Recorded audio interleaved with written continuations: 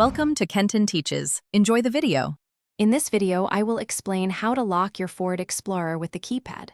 First, find the 5-digit keypad on the driver's side door. To quickly lock all doors, simply press the last 2 buttons on the keypad at the same time.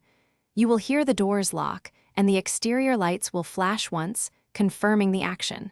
This is a very convenient way to secure your vehicle. Another way to lock all doors is by first entering your 5-digit factory code or your personal code. After successfully entering the code, immediately press the 3-4 button within 5 seconds. This action will also lock all the doors on your Explorer. It is a reliable method, especially if you prefer using your specific access code for all functions. When using the keypad, always make sure all doors are completely closed for proper locking. The keypad provides excellent keyless convenience, allowing you to lock your vehicle without needing the physical key. This is especially helpful if you accidentally leave your keys inside the Explorer, preventing a lockout situation.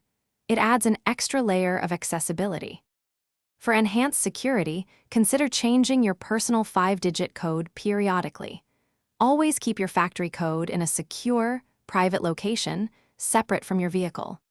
After locking your Explorer with the keypad, always double-check that the doors are indeed secure.